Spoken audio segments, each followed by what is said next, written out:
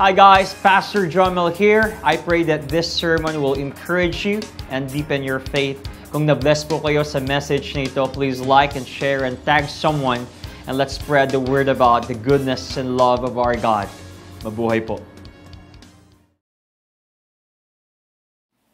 I want you to open your Bible in 2 Samuel chapter 12, verses 7 through 15. By the way, for those of you who are joining us for the first time, we had this series 2 weeks ago and we're calling it Generation Forward. At pangatlong week po na natin ito. And we're talking the life of David. So 2 weeks ago, we talked about David's young life. But for today, pag-uusapan po natin yung adult David na. Meron ba dito mga adult David na? Okay, I'm one of those, alright? At yung mga young David, meron pa dito. But let me read this in 2 Samuel chapter 12, verses 7 through 15. Nathan said to David, "You are the man.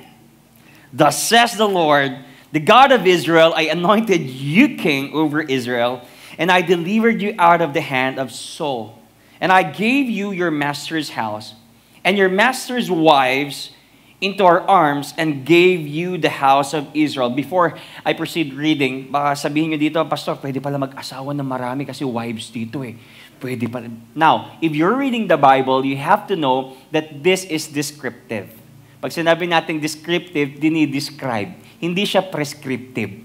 Pag sinabing prescriptive, sinasabi gawin natin ito. For example, love the Lord your God with all your heart. That's prescriptive. But this one is descriptive. Alright? The author of this book was describing what happened in the life of David. In verse 9, "Why have you despised the word of the Lord to do what is evil in his sight? You have struck down Uriah the Hittite with the sword and have taken his wife to be your wife and have killed him with the sword of the Ammonites. Now, therefore, the sword shall never depart from your house, because you have despised me and have taken the wife of Uriah the Hittite to be your wife." In verse 11, "Thus says the Lord, behold, I will raise up evil against you out of your own house, and I will take your wives before your eyes and give them to your neighbor, and he shall lie with your wives in the sight of this son. For you did secretly, but it will do this thing before all Israel and before the sun." Verse 13, David said to Nathan, "I have sinned against the Lord." And Nathan said to David, "The Lord also has put away your sin. You shall not die. Nevertheless, because by this deed you have utterly scorned the Lord, the child who is born to you shall die." Last verse. Then Nathan went to this house. Can we bow our heads and let's pray? Father, we thank you for this word. We thank you for this fellowship. Thank you for the worship. And we believe, Lord, you're going to use this message to correct our hearts, to correct our souls, to correct our mindset, Panginoon. And after the preaching of your word, Lord, lahat kami dito, we will see a transformative life, Panginoon, sa aming relasyon sa inyo, relasyon sa bawat isa, at Panginoon sa aming ministry, sa aming pamilya. So God, we honor you in this place. We bring back all the glory to you alone. In Jesus' name we pray. Amen and amen, amen. You may now be seated.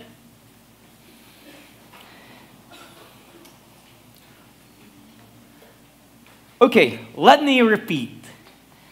2 weeks ago, pinag-usapan po natin yung young David. The first thing na pinag-usapan natin is yung collaboration ni David and ni Samuel. Sabi ng Panginoon kay Samuel, I already rejected Saul as the king of Israel, so we have to anoint another one. So in chapter 16 of 1 Samuel. And then week 2, pinag-usapan po natin yung generational friendship. Who enjoyed that sermon? Ang ganda ng sermon na yun, no? From the Lord. And I really enjoyed that preaching kasi yung generation po natin ngayon, may tinatawag tayong generational wars. Yung walang away pero pinag-aaway, di ba? So, laging sinasabi ng mga magulang, kayong mga henerasyon na kayo, nagbago na kayo, hindi na kayo katulad namin. And one of the things we've learned is that kahit hindi tayo maging katulad ng henerasyon na to, we will be fine. Basta mahal natin si Lord. Because God has His own uniqueness sa bawat generation. Amen. And this time, pag-uusapan na natin si Adult David. Pag sinabi natin Adult David, matanda na si David dito. He already became a king, or naging king na siya at nag-reign na po siyang king ng Israel. And of course, kapag adult ka na, alam niyo yun, parang mature na ako, marami na akong dapat patunayan, and etc., etc. So this time, yung binasa natin, ito yung time na kinorek ni Nathan si David kasi si David may ginawang kalokohan. Okay? Yun ang pag-uusapan natin ngayon. Now, let me deviate a little. Speaking of kinorek, one of the things I really appreciate in this church is I have mentors who correct me. And every time I being corrected by, especially my dad, our bishop, every time na kinokorek, Jomel, hindi maganda yan. Nararamdaman ko na kinokorek niya ako kasi hindi siya naiinis sa akin. He corrects me because gusto niya na mas maging Christ-like ako.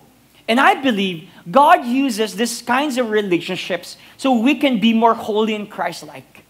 That's why if you're being corrected by your leaders, by your pastors, or even your teachers, I believe not because they're in this with you, but because they want you to bring somewhere na mas mag-grow ka, especially sa Panginoon.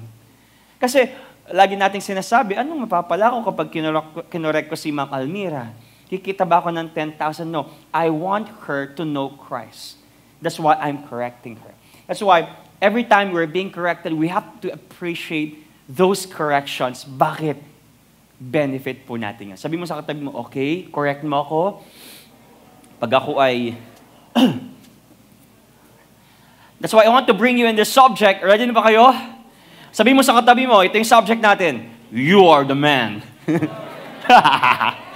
Alam niyo po, every time na sinasabi sa akin ito, kinikilabutan ako eh. Jomel, you are the man. Ayoko. Kasi I always remember yung ginawa ni David nung kinurak siya ni Nathan, you are the man. At yun po ang pag-uusapan natin. And in this message, bibigyan ko kayo ng 3 kwento. Yes, we will try to compose and insert all these stories in one sermon. First is how sin operates, and then what God's up to, and then how we should respond. Now, according to sa binasa natin, alam na natin, we have a schema. We have a schema. Okay, meron na tayong pre-knowledge or meron na foreknowledge, right? So, si David nagkasala, at mamaya makikita natin kung paano siya nagkasala dito, at si Nathan kinorek si David. Now, number 1. Ready na ba kayo? How sin operates. I want you to know this. Kasi baka meron na po tayong misconception na, uy, grace na ng Panginoon tayo, di ba? We're not under the law, we're under grace. At every time I look at the cross, talagang feeling ko talaga, pinatawad na ako. Kinuha ng Panginoon yung mga kasalanan ko. At wala na akong kasalanan ngayon. But I want you to know this. Sin still there. Have you ever noticed na ang kasalanan ngayon, bakit laging pinapakyut? Pinapakyut ng kasalanan. Hindi nakalaban ng kasalanan ngayon. At ang nakakalungkot po sa age natin ngayon as Christians, yung malaki yung mga kasalanan, hindi na siya ganon kabigat. Pag nagmura ka, di ba? Parang, ay, ang cute niya magmura. Bakit anong cute doon? Ano mo? Di ba? So, anong cute doon? Ay, ang cute niya. Di ba? Ang lumanay. Even, I know you heard this or you've seen this on Facebook, di ba? Si Satan, di ba? Ano yan? Ano yun? Yon, si Satan. Imbis na Santa, dear Satan. Mabait daw si Satan. Oh, of course, may point naman na ganito, ganyan, ganyan. Pero somehow, yung kasalanan at yung ginagawa ng demonyo sa atin, pinapakyut natin. But I want you to know this. Bottom line is, sin is sin. Mabigat ang kasalanan. Why I'm telling you this? Dahil yung nangyari kay David ay ganito. In 2 Samuel chapter 11 verse 1, in the spring of the year, the time when kings go out to battle, David sent Joab as his servants with him, and all Israel, and they ravaged the Ammonites and besieged Rabbah. But David remained at Jerusalem. Now, I want you to get the picture. The author of this book was so specific na sinabi niya, in the time of spring. Malinaw. Pwede naman, in the time of year, ganito. Pero in the time of spring, where the kings go out to battle, is David the king, yes or no? Bakit wala siya sa battle? The writer was so specific, at after nila tinalo ang Ammonites, siguro gusto niya magpahinga. Or sabi niya siguro sa mga tropa niya, mga pare, pagod ako sa battle natin sa Ammonites, can I just rest? Kung katatapos lang namin mag-worship kanina, can I just rest? Or nag-Sunday service na ako kanina, pwede ba ako mag-rest muna ngayon? Imagine the picture. Now, the problem of David, most theologians say, ang problema dito ni David was the location. That's one. But I believe it's not just about the location, but also his decision to stay in the palace, to rest, instead of going to battle. And the third one was the condition of his heart. So may tatlong problema. The location, the decision, and the condition of his heart. Now here's the problem. Instead of going to battle, nakikipagdigma, nagpaplano paano tatalunin yung mga kalaban niya, he chose to stay at the palace, in the palace. May kilala ba kayong ganyan? Na parang hindi kayo to, alright? Sa ibang church to. May kilala ba kayong ganyan na very empowering? Tapos, yes, after nung in-empower niya kayo, dinelegate lahat yung work. Guys, kaya natin to. Okay, I trust you, Charles. Ikaw nang bahala dito, pinagkakatiwalaan kita. Kaya mo na yan. Pero at the back of your head, you're just lazy. Bro, ikaw na mag-preach ngayon. I trust you. You know, I believe in the next generation. Ikaw yun. Pero sa totoo lang, wala ka talagang nahandang sermon at tinatamad ka.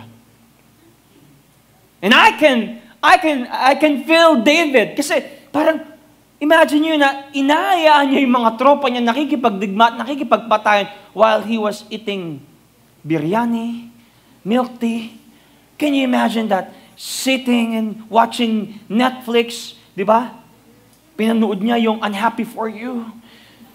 Umiiyak siya doon. Grabe, ang galing ni Joshua at ni Julia. Imagine that. But here's the thing. Always remember this. Sin takes root when you give away responsibilities that are meant for you to handle. Alam niyo po, may mga bagay na hindi pwedeng i-delegate. Hindi ko pwedeng i-delegate ang pagiging pastor ko.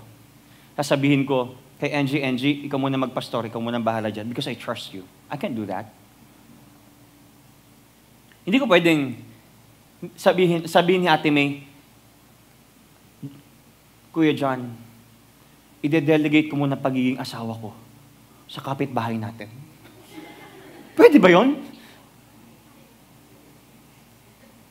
Kuya Jed, okay lang ba i-delegate ko muna yung pagiging girlfriend ko sa iba?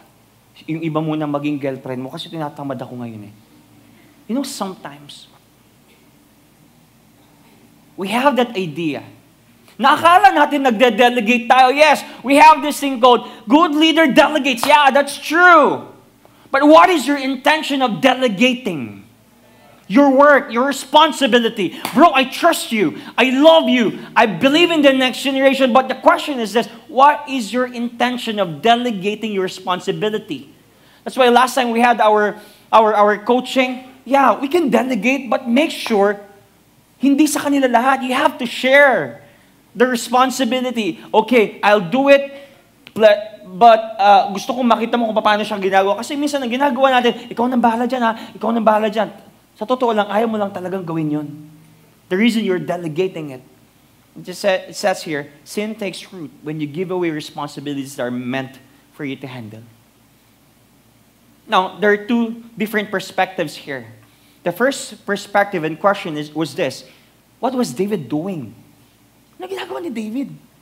Di ba supposed to be nakikipag-battle siya? Bakit nakikipag-relax siya doon? Nakikipag-Netflix siya. And the second question I have to pose is, why David was there? Now in verse 2, ito na, palala na ng palala. Look at this. It happened late one afternoon. Another translation, late evening. Ito yung, di ba pag late afternoon, ito yung mga wala kang ginagawa. Bakit pwede kong gawin ngayon? Nakaganon ka lang sa couch mo. When David arose from his couch nga, and was walking on the roof of the king's house, that he saw from the roof a woman bathing. And the woman was very beautiful. Alam niyo pangalan nung nagbe-bait na woman? Si Bathsheba. She was taking a bait. Okay. Hindi ko ba alam bakit sinulat ng author ito. Okay. Now here's the context. Gusto ko makita niyo yung context. Sabi ng mga Hebrews, ang context nito, pag Hebrew ka, sinasabi ng mga Hebrew people during that time, kapag naliligo ka daw, dapat hindi naka-expose yung pagligo mo. Kaya marami nagsasabi, ay, kasalanan ni Bathsheba, ba't kasi in-expose niya? Imagine mo, naliligo, walang bubong. Ano yun? Kasalanan nitong ano na to, nung babae na to, wala namang matutokso kung walang mangtutokso. Kami mga lalaki, hindi naman kami titingin sa legs kung hindi kayo naka-shorts na parang belt. Diba? Kasalanan yung mga babae. Sometimes ganyan ang generation natin ngayon eh. Kasalanan nila nung kami. But you know, I can attest. Parehas sila may kasalanan. In verse 3, look at this. Ito na, ang ganda. And David sent and inquired about the woman. He inquired. Hindi lang niya basta nakita JP. In-inquiran pa niya. Nagpadala siya ng mga messengers niya. Sabi niya siguro, dun sa mga tropa pips niya, sa mga team niya, okay, collegiate fam, puntahan niyo nga okay, puntahan niyo nga yung pamilya ni Eliam. May anak siya dun, ang ganda, very beautiful, si Bathsheba. Kung ang sinasabi natin na may kasalanan ay si Bathsheba, bakit nag-inquire si David? Talaga ba? Nakita mo lang na kumakanta dito sa church? Or nag-inquire ka ng Facebook niya?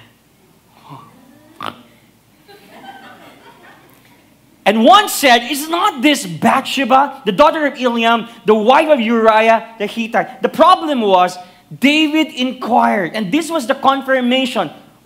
Dalawa silang may kasalanan. Hindi ito aksidente. Sometimes we have that notion, Pastor, aksidente lang ang lahat. Aksidente. Na tinext mo siya, aksidente yun. Nag-type mag-isa yung message mo, phone. Aksidenteng sinakay mo sa tricycle. Aksidenteng pinunta mo sa sala. Aksidenteng pinatay mo yung ilaw. Aksidente lang lahat. There's no such thing as accident. We have the decision. And that was intentional. David inquired about this woman. He inquired about his family's welfare. At siguro tinanong ni David, tanong mo ko nandyan si Uriah para sasalisi ako. Tapos imagine nyo, may mga labanderong Pilipino, Uy, alam niyo ba si David, may mga Pilipinong bandera doon. Imagine niyo, di ba? Kaya nag-spread sa buong palat. I can imagine. But look at this. Di ko alam, mga labandero sa mga OFW, di ba? Maraming OFW doon. Nothing wrong about OFW. Saludo po tayo, mga bayani, mga OFW natin. Imagine niyo, may mga Pilipinong labandero doon, sinichismis nila. But here's the thing. Sin begins small. But if ignored, it grows and spirals out of control. Guys, sin starts small. Sa una, it seems manageable Pastor, kaya ko to, manageable to. I can control my emotions. Texting with her, I can control my emotion. It seems wala lang until you are trapped with it. Na parang, Pastor, isang hipak lang naman Okay lang ito. Kaya ko to. Ako pa! Strong kaya to. Maya-maya, iba na hinihit-hit mo. Katol na. But really, sin grows. Yung mga bagay na akala natin kaya natin kontrolin, I'm telling you this. I've been doing this for a long time before. Sabi ko, isang hit-hit lang. Kaya ko to. Until such ang hirap tanggalin ng bisyo. Ang hirap tanggalin ng pagte-text sa kanya. Mag-hi kaya ako at mag-wave kaya ako. Heartan ko kaya lahat ng mga niya. Unti-unti. Until such time, iba na. 2 Samuel chapter 11, verse 5, 4 to 5. So David went messengers and took her, and she came to him and lay with her. Now, she had been purifying herself from her uncleanness. Kasi during that time, pagkatapos mo mag-period, kailangan mo muna mag-purify. Then she returned to her house, and the woman conceived, and she sent and told David, I am pregnant, David. Imagine that. Nagsimula lang po sa pagpapahinga, nagsimula na i-delegate yung bagay na dapat siya naman ang gumagawa until such time, David saw a woman bathing. And then after that, he inquired, and then he sent messengers, and then lay with her, and then nung nagkaroon sila ng pagtatalik ng sexual intercourse, ito ang masakit. Nag-purify pa lang si Bathsheba, pero ginalaw na ni David, and during that time, you're going to Leviticus, that is a sin. Double jeopardy. The woman conceived, and then I am pregnant. Now, I'm serious about this. Evil grows, look at this, evil grows over time, and one sin often leads to another. And this is so serious. There's nothing nakakatawa about this. Now, kung tatanungin niyo ako, what type of sin did David commit? Actually, David broke 5 of the 10 commandments. Sa 10 commandments, 5 doon yung binoke niya. In verse 6, so David sent word to Joab, send me Uriah the Hittite. And Joab sent Uriah to David. Look at this. Look at the corruption of David. Sino dito ayaw ng mga corrupt na mga tao? Yung kinokondemn natin siya, kinokondemn natin, ano naman yung mga nilalabas na budget na yan. Di ba? We don't like those corrupt people, tama? Politicians. We don't like those corrupt leaders. But look at David. He was a corrupt king. Because he used his authority para padalhin si Uriah sa kanya, padalhin sa kanya si Bathsheba. We sometimes use our authority to get what we want, tama? Narinig nyo na ba to? O, sundin nyo ako yung pastor nyo dito. Sundin mo to, sister. Ako yung leader. Pag di mo to sinunod, tatanggalin kita. And that is a form of corruption. Look at the corruption of David.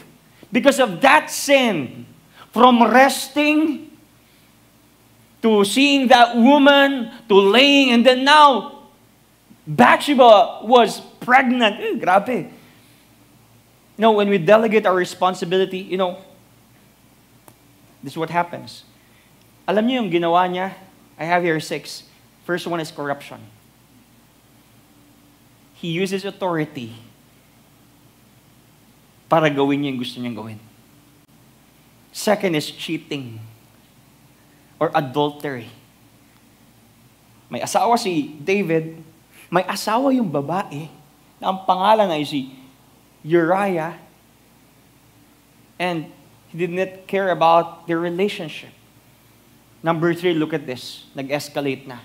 Cruelty. He was not just a murderer. He was not just an adulterer. He became a murderer.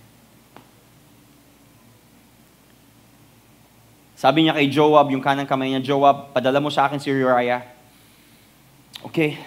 Ang ginawa ni David, sabi niya kay feeling ko napapagod ka eh. Pwede ang gawin mo, Uriah, magpahinga ka muna. At sabi ni Uriah, ang galing, may integrity si Uriah. Sabi niya kay King David, I can do that. Hindi ko ahayaan ng mga tropa ko nakikipag-battle doon, ako nagpapahinga dito. Okay, uwi ka muna. Ang ginawa naman ni David, pangalawang try niya, okay, let's go. Nilasing niya si Uriah. Para pag nalasing si Uriah, uminit yung katawan at sisipingin itong si Bathsheba, parang pagbintangan na nakabuntis kay Bathsheba ay si Uriah. Pero sabi ni Uriah, King David, hindi ko kaya yun. And he slept outside their house. Grabe yung integrity. At nung walang magawa na si David, anong sabi niya? Joab, dalhin mo siya sa battle at ilagay mo siya sa pinakaharap para siya'y mamatay. Look at the cruelty. Look at the escalation. From arresting and delegating to murdering, to killing one of his generals. That's what sin does. That's what sin does. And conspiracy, look at conspiracy. Alam niyo ibig sabihin ng conspiracy? Yung nag-uusap-usap sila, ganito ang gawin natin para mamatay siya. Ano natin si leader? Siraan natin siya para mawala siya dyan. Cover up. Or deception. Look at this. Face to face. Nagsisinungaling sa asawa ni Bathsheba. Grabe, no? And the worst is this. He despised God's word. Or contempt God's word. Alam naman ni David na bawal makiapid at hindi magandang nakikiapid. But he did that because of that small sin.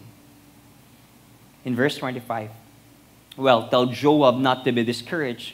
David said, the sword devours this one today and that one tomorrow. Fight harder next time and conquer the city. Here's the weird part. Tingnan nyo to. Kailan pa naging in charge si David na kung ano dapat ang tama at kung anong mali? Parang sinasabi niya, next time galingan nyo ha. Dapat ganitong gawin ninyo. Dapat ganito ang gawin yung tama. Dapat ganito ang gawin ninyo. Kailan pa naging in charge si David? Kakakommit lang niya ng adultery. And sometimes we have this attitude. We can attest. Magigets naman ni Lord eh. And sometimes we counteracted sin. Di ba? Pag nagkamali tayo sa isang bagay, anong ginagawa natin? Basta ako bumili na ako sa pick-up coffee. Bumili na ako sa Capiteo. Pwede na akong bumili ngayon sa pick-up coffee. Okay? Bakit? Kasi feeling natin, yung guilty natin, pwede natin palitan ng kabutihan that will negate our sinful acts.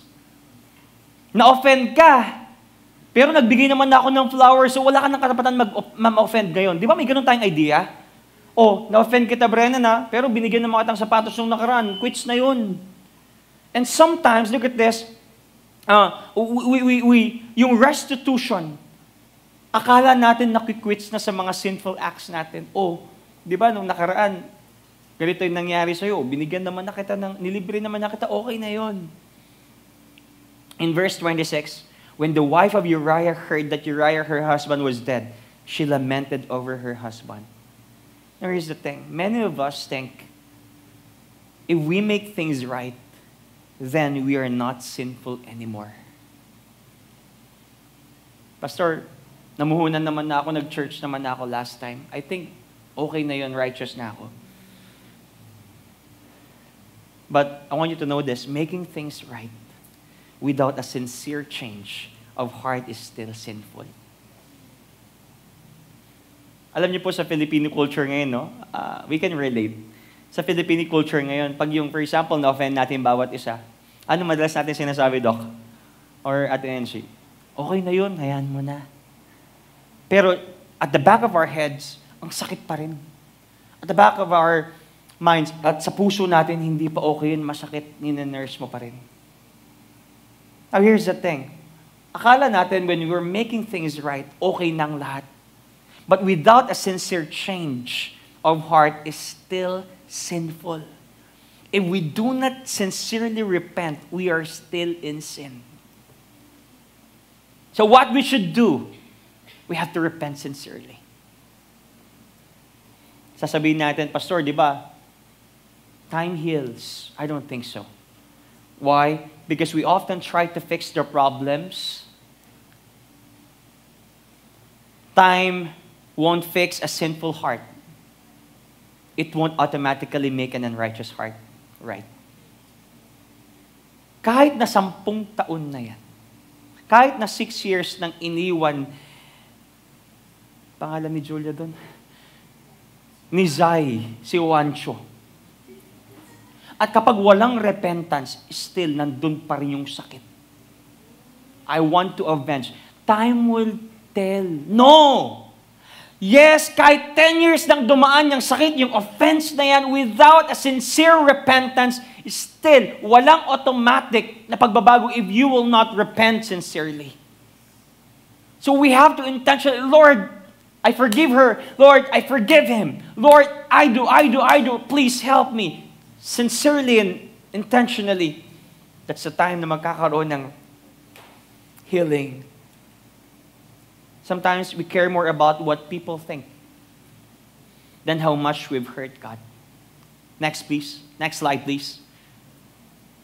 We care more about what people think than how much we've hurt God. Do you care na minsan nasasaktan natin si Lord rather than sa tao? Akala ni David, hindi alam ni Lord ang ginagawa niya. He tried to cover what he did kay Bathsheba and kay Uriah. Hindi niya alam ni Lord yung ginagawa ni David.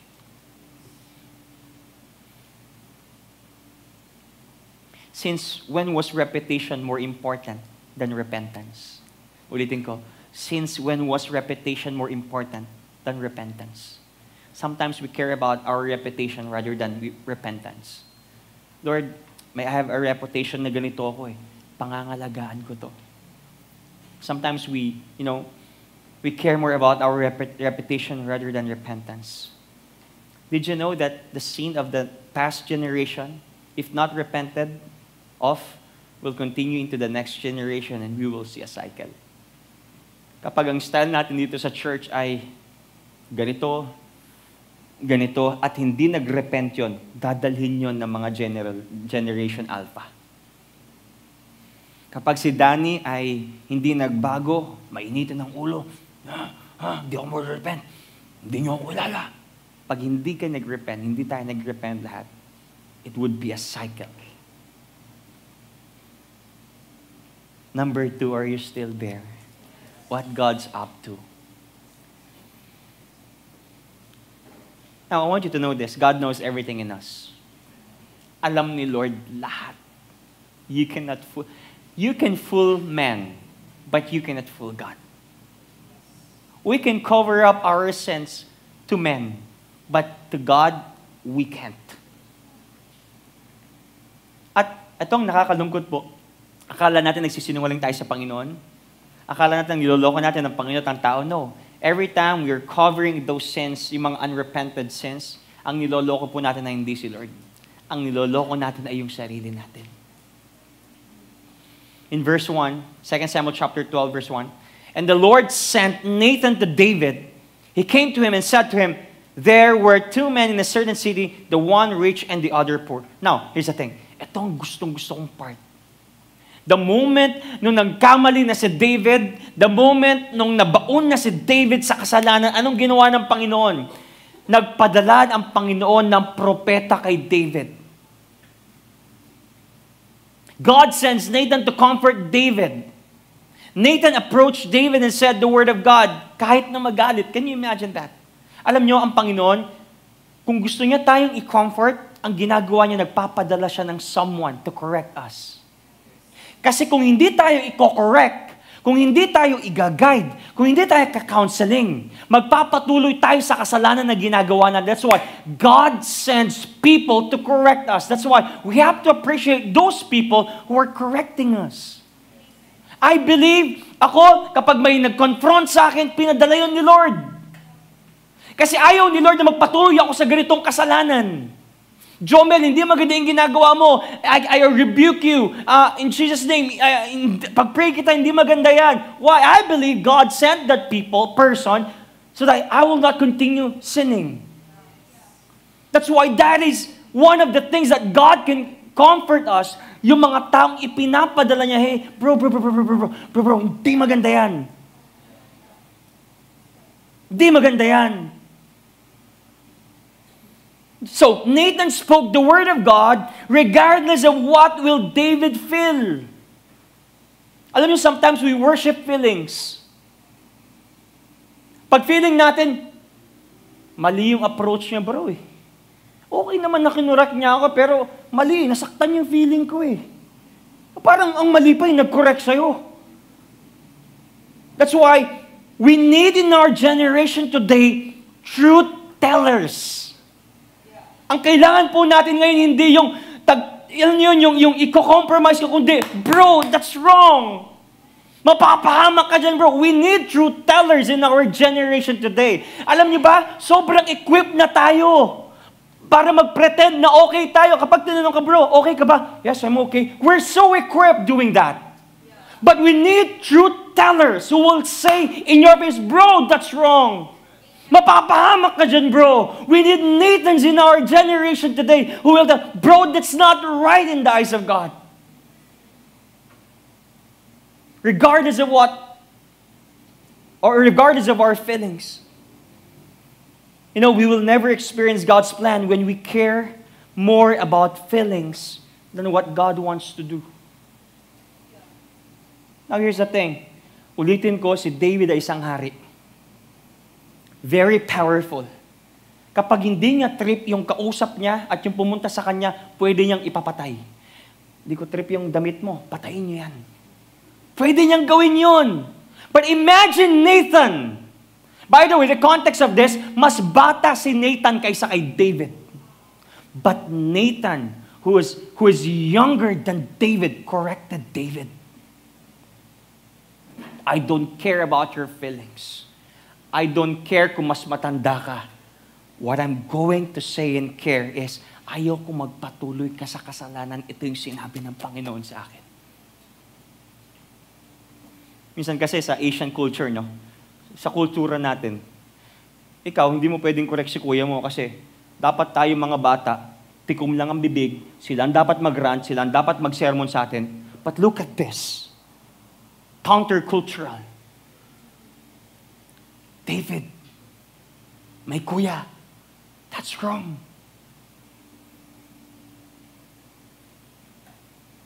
Look how bold Nathan was telling the truth.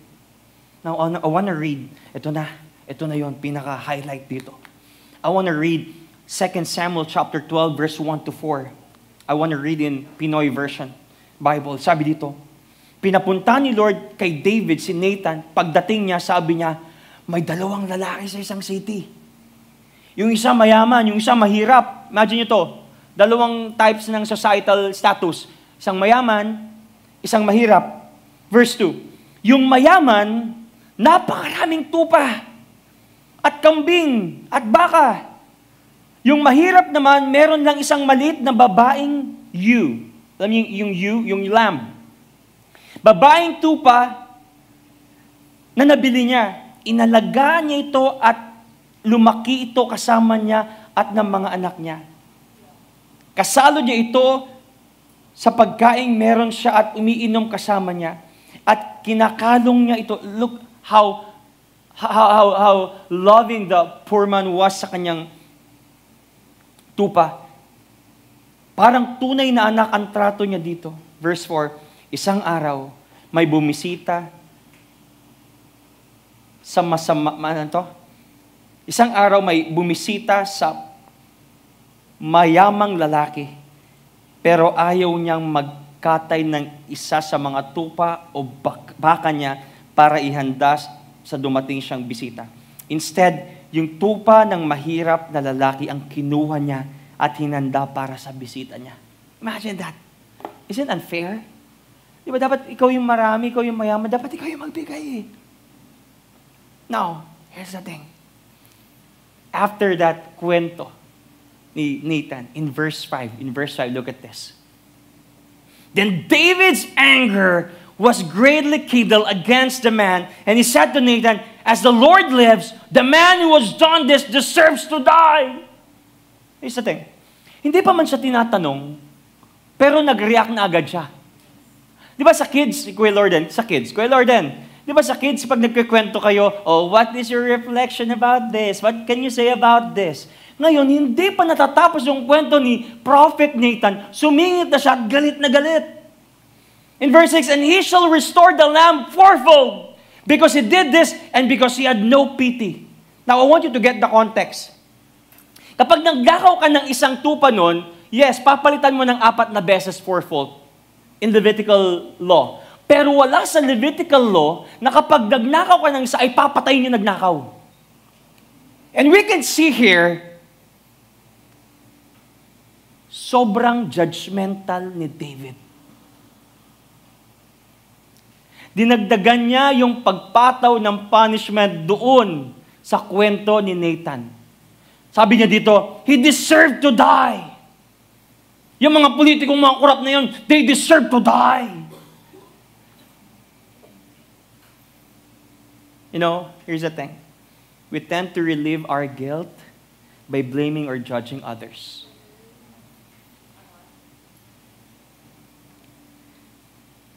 Minsan, ang ginagawa natin, yung own sin natin, ibinabali natin sa ibang tao para sila mapagbintangan. Now, here's the thing. Meron ba kayong kakilalang ganyan na tao judgmental? Let me rephrase the question. People, are we judgmental sometimes? Yes. He deserved this. He deserved that. Dapat tanggalin na yan sa ministry. Dapat, I realize. Alam niyo kung bakit ako nandito ngayon?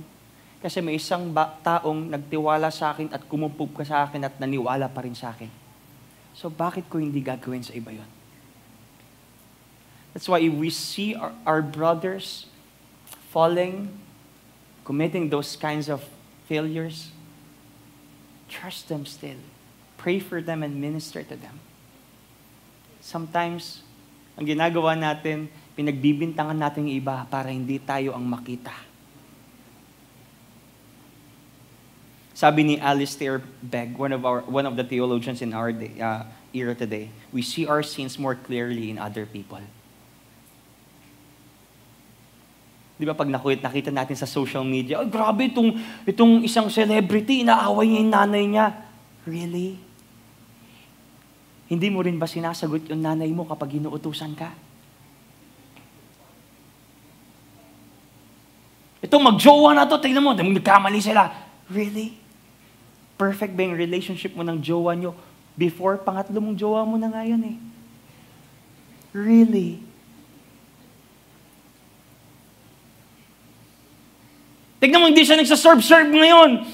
Really? Ikaw nga, leader ka na, tinatamad ka pa eh. Look at this. We see our sins more clearly in other people. And we're guilty about this.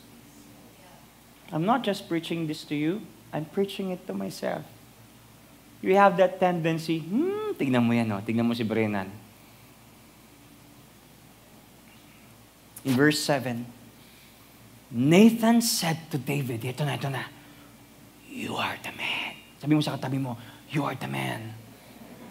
Ikaw yun. Ay, hinga muna ako. Happy tuwig ba tayo dyan? May water ba tayo? Water.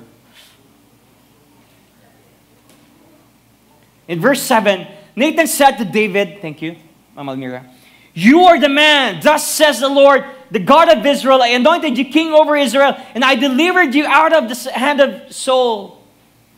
After he committed the sin, there were consequences. Alam niyo po yung consequences ng sin na kinumit ni David? I have here 4. Child's death. Yung anak nila ni Bathsheba namatay bago si Solomon. Chaos in David's family, nagkaroon ng gulo. Conflict about one of his sons, Absalom, and then namatay si Absalom. And then continuous violence. Kaya yung temple, hindi sa kanya pinabuilt ng Panginoon, kundi kay Solomon kasi maraming dumanak na dugo sa kanyang kamay. Here's the thing. You can choose the sin you commit, but you can choose the consequences. Pwede mong i-text yung babaeng yan. Pwede kayo mag-date. Pero kung ano yung mangyayari after that date, and then may nangyari, and then ganito, you can choose the consequences. Why I'm telling this, I can attest. May mga bagay akong inaani hanggang ngayon dahil may mga bad decisions ako 10 years ago. But here's the good thing. God will make things right. God will make things right. One of the things I really appreciate sa Panginoon, He uses situations, He uses God's Word, He uses people so that He will make things right. Why? Ano yung gagawin ng Panginoon? To correct us. Why? Because correction is a form of God's mercy. If someone corrects you, ibig sabihin, love ka ni Lord. If God sends you a person or a group of people to correct you, that's a sign of mercy. Imagine yun. Si David, kung walang nag-correct sa kanya, di siya pinuntahan ni Prophet Nathan. Can you imagine that? Baka mas lalo siyang nabaon. Baka mas lalo siyang nag-commit ng kasalanan. Imagine that. But God sends Nathan to correct David as a form of mercy. Hey, sabi ng Panginoon, wag na. David, form of correcting her is a form of mercy. And forgiveness without consequences. Consequences dangerous. Ibig sabihin, pag walang consequence, hindi ka pa tumitigil. Or ang dami ng consequences, hindi ka pa rin tumigil, hindi mo napatawad yung sarili mo.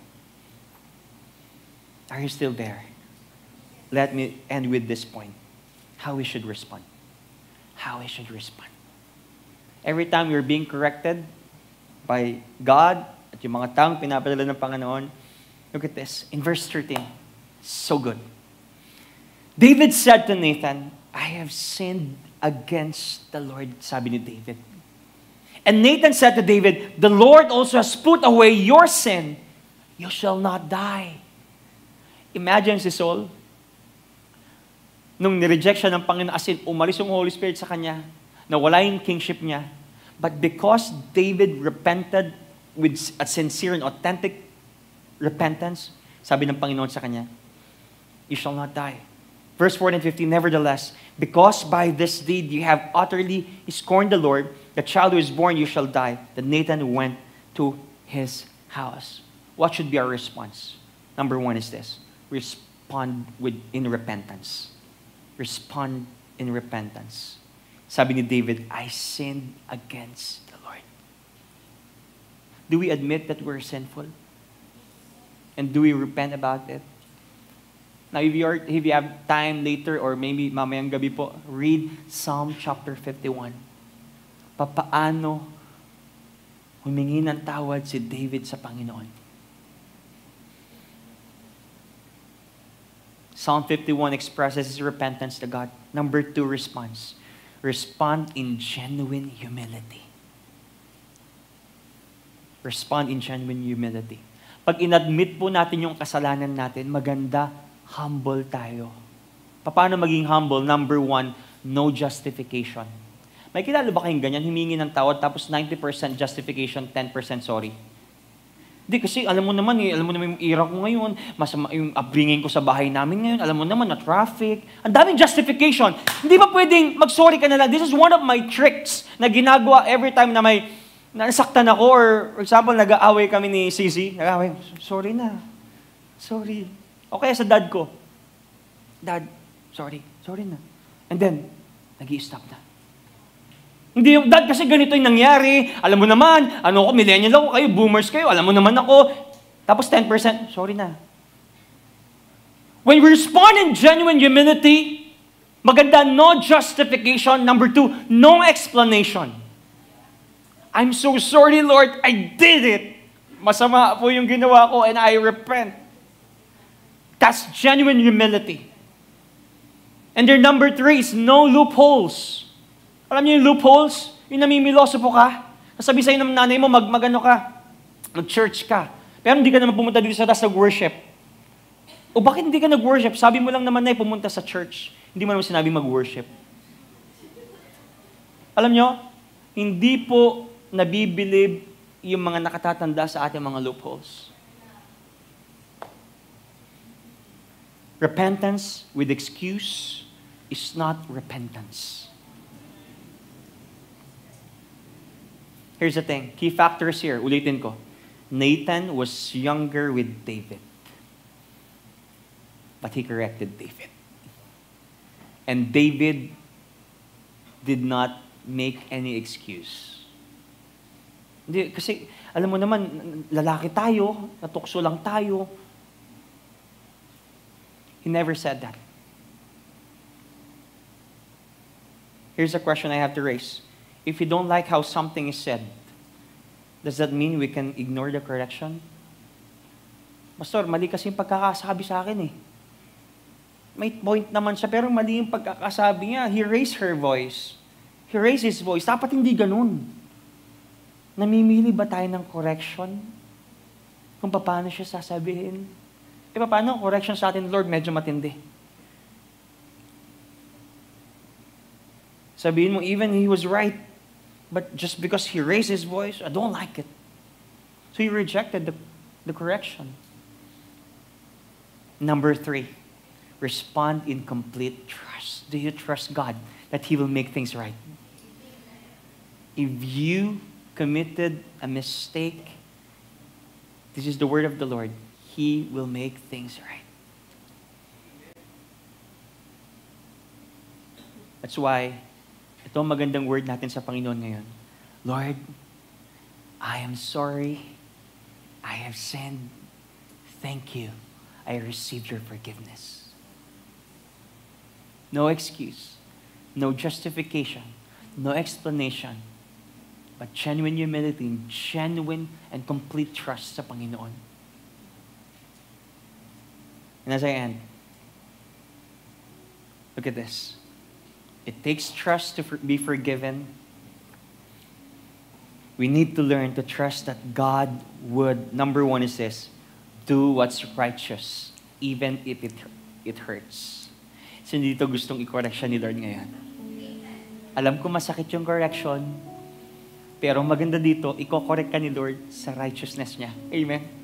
Do you want that? Number 2, keep loving us even when we've wronged Him. Alam niyo ba na mahal kayo ni Lord kahit na nasasaktan niyo siya? Sino dito naniniwala? Can I invite you to please all rise? Please. And the last thing is this. He would fix and restore what's broken and lost. Sino dito ang broken ngayon? Sino dito ang lost ngayon? Here's the promise of the Lord. He will fix and restore what's broken and lost. Was the cross meant for me? Where my Savior carried, now I stand redeemed by the mercy of God. Was the grave meant for me?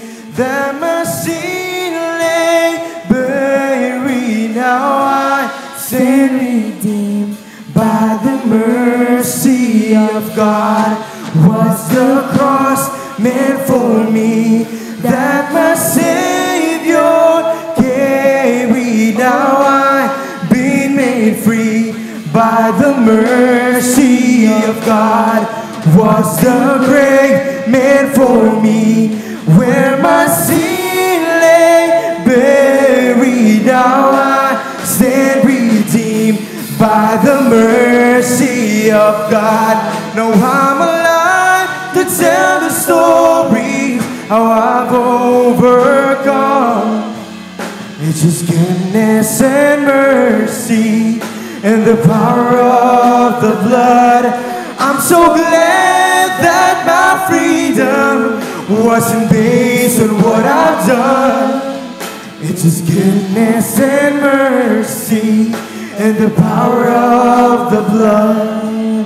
It's His goodness and mercy and the power of the blood. It's His goodness and mercy and the power of the blood. Hallelujah. Last verse I want to read in Psalm chapter 51, verse 10. This is the time David was repenting, expressing his repentance to the Lord. Sabi niya, Lord, create in me a clean heart. Oh God, and renew a right spirit within me. How many of you here, you want that heart? That God will purify your heart. You know, the good thing here, alam niyo po yung context nito, when David repented, he never did it again. His repentance meaning was authentic. The moment he repented, God, yes, I did these mistakes. But the good thing about David, he never did it again. So, ibig sabihin yung kanyang repentance at pagsisisi sa Panginoon was authentic. And before we end this service, can I minister and pray for you? I want to pray for two groups of people right now. Can you just bow your heads? Can you just bow your heads? I won't let you to raise your hands, but first group of people I want to pray is this. Nawawala ba yung confidence mo ngayon kasi may nagawa kang hindi maganda nung nakaraan? And you want to make things right. But you can't. At hindi nangyayari. Why don't you surrender it to God right now? Can you just talk to God right now? 30 seconds, come on. And tell to God, Lord, create in me a clean heart, O God. A renew a right spirit within me. If you have that situation like David, hindi ka makaalis sa sin, come on, talk to God right now. Talk to God. Talk to God. Be willing na makorek ka ng Panginoon. Lord, correct my heart. Correct my mind, Lord. Hallelujah. Oh God, bless our hearts, Lord. In Jesus' name. Hallelujah. Second group of people I want to pray is, I want to pray everybody here na maging strong tayo kung ano man yung consequence. Or, Lord, we can overcome through, Lord, yung mga bagay na yun. That God will strengthen you. God will bring back the confidence. God will give you joy. You know, God will give you the power to sustain kung saan ka man ngayon. Pwede bang harapin mo yung katabi mo and intentionally pray for that person? Come on, pray for that person. Pray for joy, the fruit of the Spirit. Come on. Hallelujah, Lord. I pray for this generation. I pray for our generation, Lord, na magiging accountable kami sa bawat isa. Na magiging the best po, Panginoon, ng aming relationship. That we will see correction as a good relationship, Panginoon. And we will never refute and rebuke, Lord, and reject those corrections, Panginoon. Help us, Lord. Hallelujah. In Jesus' name.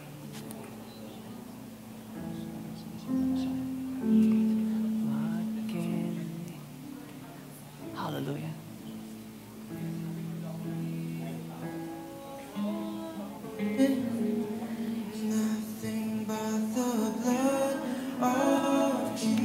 Hallelujah. Wow. What can wash away my sin? Hallelujah. Enjoy repenting. Enjoy talking to God. What can make me whole again? Hallelujah. Nothing but the blood of Jesus. What can wash away my sin? Nothing but the blood of Jesus. Together, sing this song. With all your heart, come on. With all your heart. Nothing but the blood of Jesus. Come on. What can wash away my sin? Nothing but the blood of Jesus.